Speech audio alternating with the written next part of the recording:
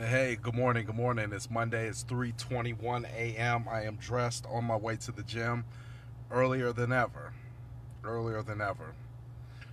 Got to keep the ego in check, even when you're on the rise or going up or going down in your ladder of life. You have to keep the ego in check, by all means necessary.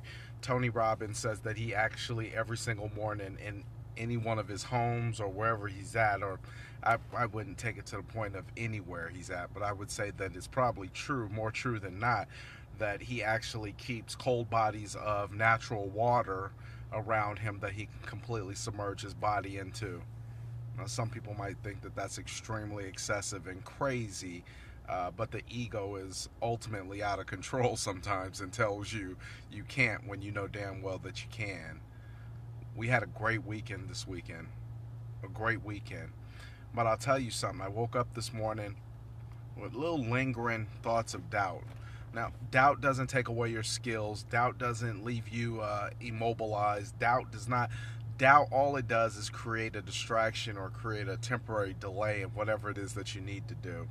And I started listening to this audio book, and it's called The Big Leap, and it talks a lot about upper limiting, meaning we as people have certain limits of happiness that we can get to before we automatically self-destruct.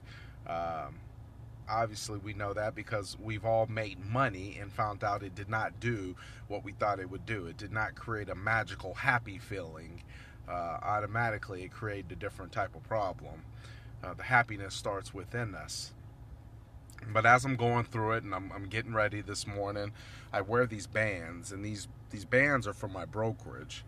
Um, this one, they pretty much say Empire Vision, which doesn't necessarily have to pertain to my brokerage, but it's the philosophy, and it's a very good one. It's about, your empire could be whatever you want. It could be your personal, your family, etc., etc.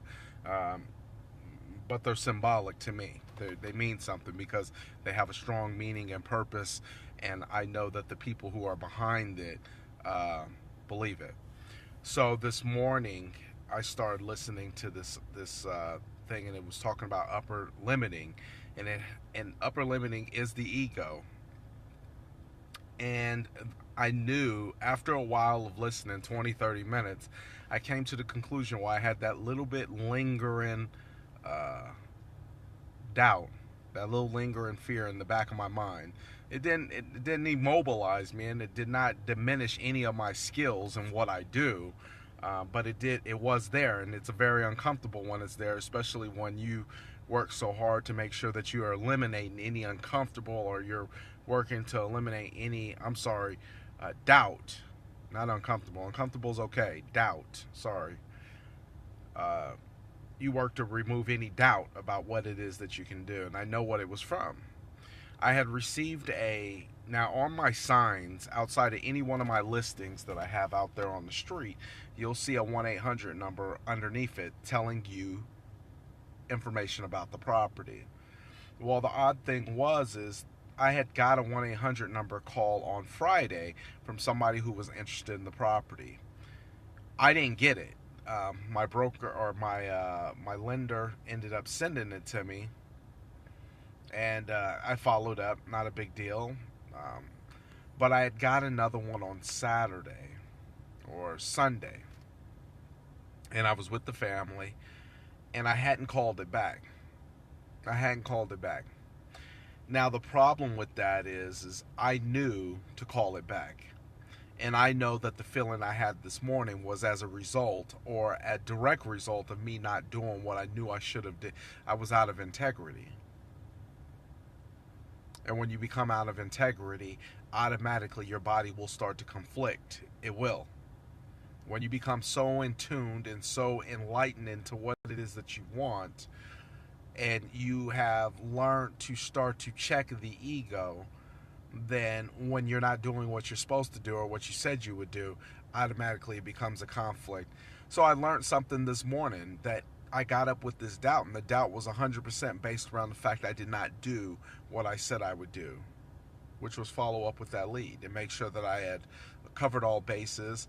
outside of that, I'd had a spectacular day, but that just kind of lets you know that the more you want to be the best or be better at what it is that you do, and the more you start whittling down all the different things that may stand in your way, at the moment something comes up that you know you should be handling and you don't, I believe that the body will immediately start to conflict with one another. And that's kind of what I went through this morning. But the way that I get over that is making sure that I have an extraordinary day, the best day possible, because these battles go on. We had a great weekend. It's Monday morning. It's early.